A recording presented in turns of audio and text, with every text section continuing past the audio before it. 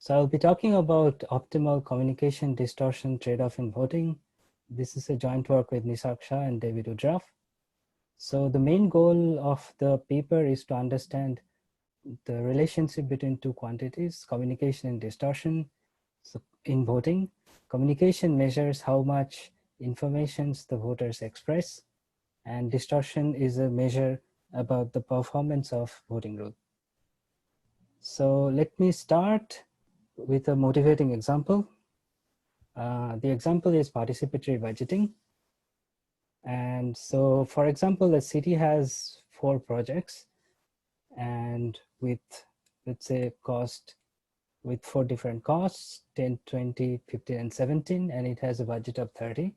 And it wants to allocate a subset of these projects that are feasible within the fixed budget. And it wants to select the projects that somehow represents the citizens' opinions about which projects should be selected. So this basically leads to a voting problem where we want to design a platform where voters express their opinions and then design an aggregation rule to aggregate all the voters' opinions. So the question is, how do you design sort of the best voting rule for participatory budgeting problem? And I will quantify what do you mean by best later. So this problem is just, it's not a try problem, and it has been popular around cities all over the world. For example, in New York City, so the city has allocated about 1,500 projects for over the past 5 years and allocated about $200 million dollars of budget over these projects. And on the picture, you see a snapshot of this participatory budgeting platform where all the dots represents the projects that are allocated. And this happens like several times each year. And using a particular instance of voting, about 150 to 100 projects are allocated. So basically, if you are a voter in this platform, you have to express your preferences in some way over these 100 projects, which can be quite a lot. And then as a designer, you also have to aggregate all these preferences. So we formalize this idea through a very simple spatial problem first, which is the problem of voting, where the goal is just select, let's say, one alternative out of M alternative. This is also a special case of participatory budgeting because you can think of that the costs of all the projects are 1 and your budget is also 1. So you can just select only one alternative. So we'll view the voting rule as consisting of 2 parts. One is the elicitation rule, EF, and the aggregation rule, AF. And the framework is the following. So there are N voters, each has some underlying valuation, VI. And then we ask the voter to report their preferences according to the elicitation rule EF. So which can be, for example, give me your ranking of the alternatives, or we ask to approve some alternatives according to some criteria. And we apply the same elicitation rule across all the voters, get the preferences, and then the aggregation rule aggregates the preferences, reported preferences to select one alternative A hat. Yes, as I was saying, elicitation rule maps the valuation of each voter VI to a response for Y, and the aggregation rule aggregates those responses. And with this framework in mind, we want to measure the performance of a voting rule. And we do this with respect to social welfare, where the social welfare is just the sum of the valuations for a particular alternative over all the voters.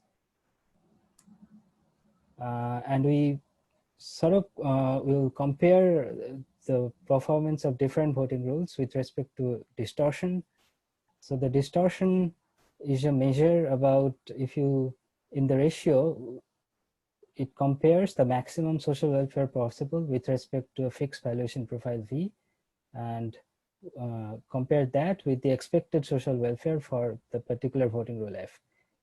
Now we are measuring expected social welfare because the voting rule can be randomized because it might use a randomized aggregation rule and also a randomized elicitation rule.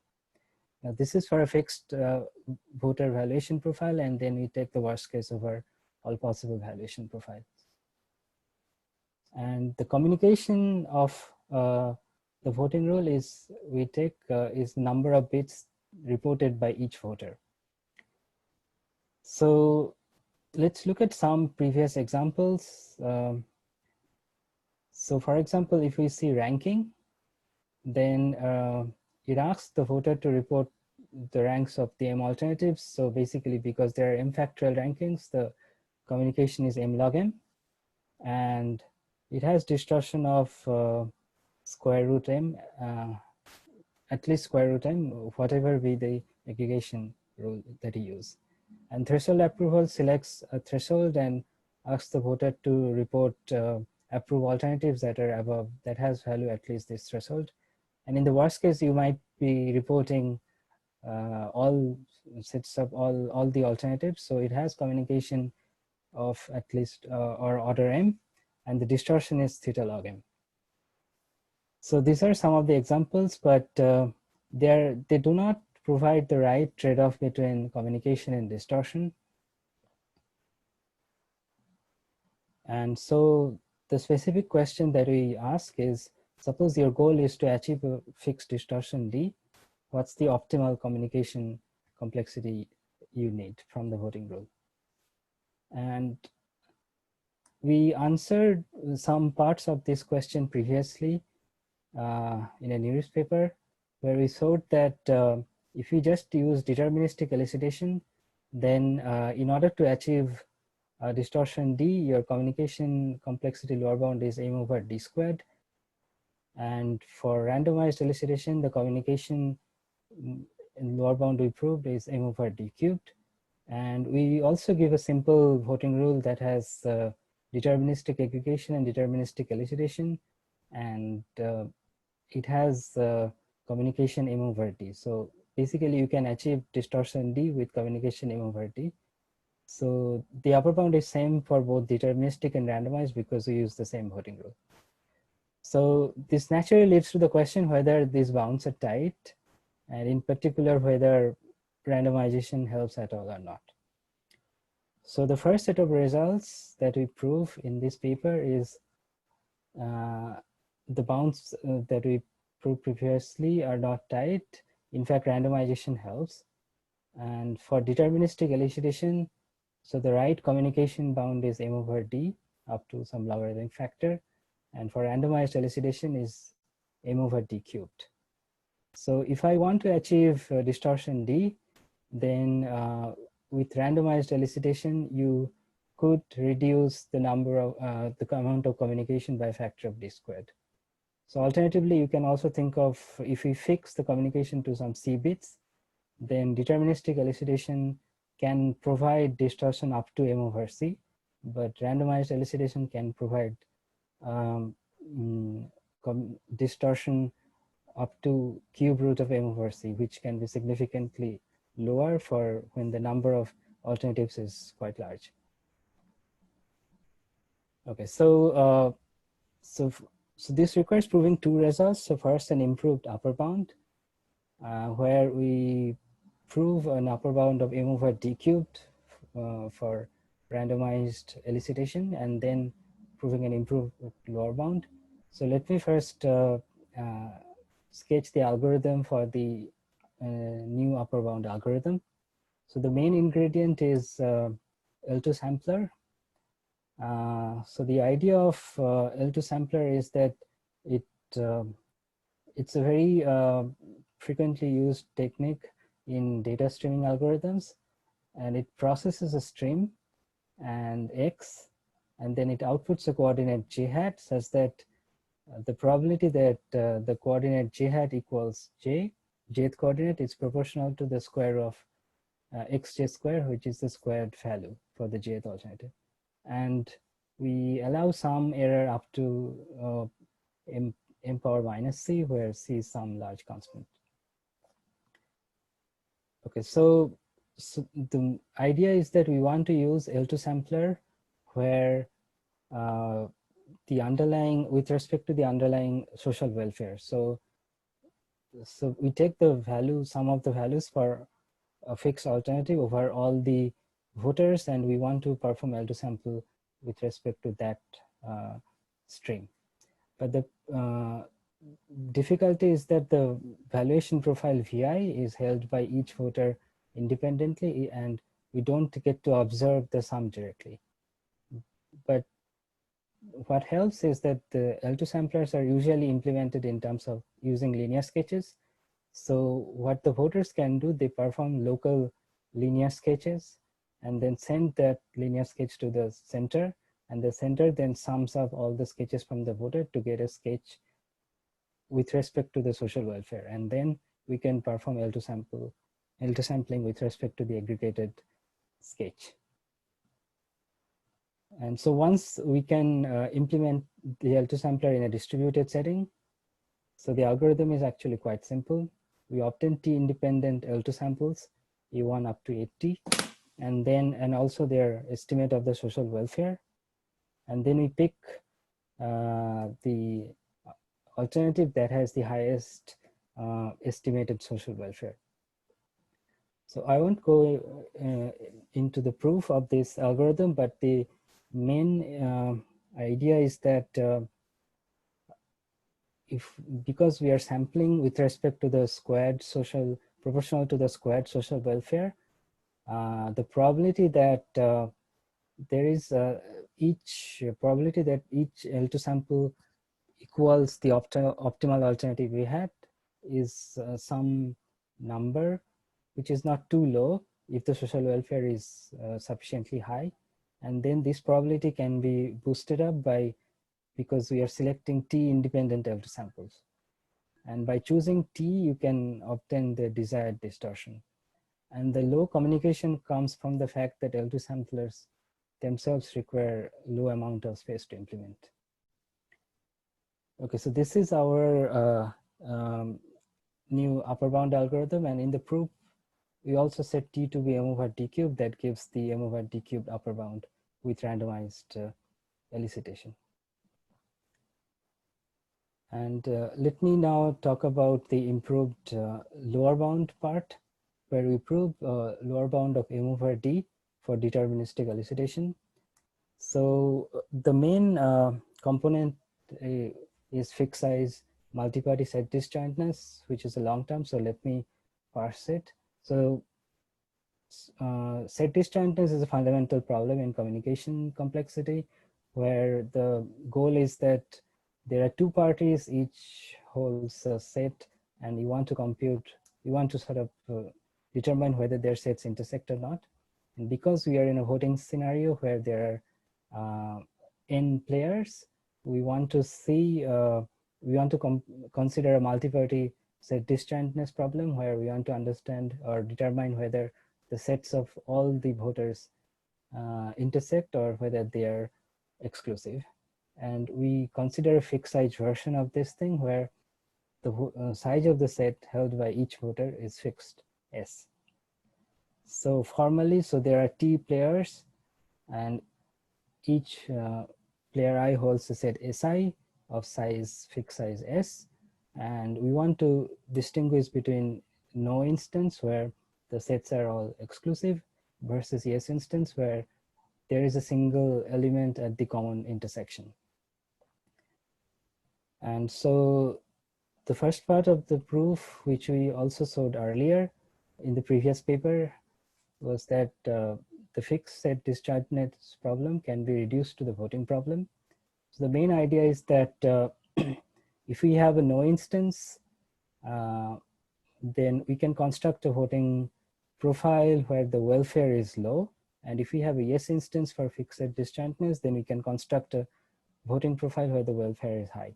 So if your voting rule gives low distortion, then that can be used to distinguish whether the instance given to the fixed set disjointness is a no instance or a yes instance. So the reduction, so we want to understand the amount of communication required in the reduction. And if you're given a voting rule with communication CF and distortion D, then the resulting protocol requires D times CF bits for solving fixed disjointness. And we proved that if we are restricted to ask only deterministic queries, then solving fixed disjointness requires omega m bits of communication. So this immediately tells us that from this reduction, if we are only allowed to use deterministic elicitation, then the communication complexity must be at least m over d for any voting rule that gives a distortion of d. So this is our improved lower bound. And so before concluding, I will also want to talk about another problem that we consider in this paper, which is called the committee selection problem. So here, instead of one alternative, your goal is to select a subset of alternatives of a fixed size k. And every voter cares whether that voter is somehow represented in the selected set of alternatives. So if I pick a subset of size k, let's say it's S, then the voter i's valuation for the given set is the maximum possible valuation of the selected alternatives. And then we redefine the social welfare by summing again these max valuations over all the n voters. Now the distortion is again defined as analogously, where we just compare with respect to the maximum social welfare for fixed valuation profile V, and then take worst case over all the valuation profiles. So we saw that for this committee selection problem, where we want to select a committee of size k, where k is at least some polynomial in log m, then with deterministic elicitation, the right amount of communication is m over kd, and with randomized, it's m over kd cubed. So again, the randomized elicitation gives an improvement by a factor of d squared.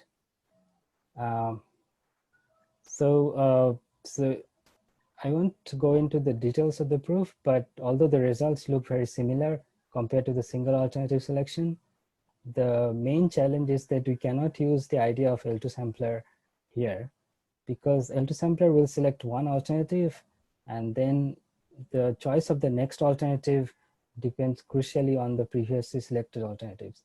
So we design new algorithms to solve this problem. Okay, so let me now conclude. We prove that if we prove basically two sets of result. If we used deterministic elicitation, then for voting m over d is the right amount of communication needed to get distortion d, and with randomized, it's m over d cubed. And we also prove a similar bound for k selection problem, where our goal is to select a committee of size k. So there are many open questions, but I will sort of end with two broad research questions. One is we basically considered communication complexity as a way to measure voters' cognitive burden or how much difficulty they have in expressing their preferences, but probably we need a better model, and we should consider computational concerns, or maybe some questions are difficult than others. For example, maybe comparing two alternatives is easier than comparing or deciding whether an alternative has some value greater than some threshold. And we also did not consider any structure over the valuation profiles. And in particular, it's known that if the valuations are structured, for example, they come from an underlying metric space, then you can prove improved distortion. Then this naturally leads to the question, what's the right trade-off in that setting? Or can you use also reduce elicitation for that setting? And finally, coming back to the participatory budgeting platform, we can also probably consider more realistic valuation profiles that are more natural for these kinds of problems. Okay, so with that I will end.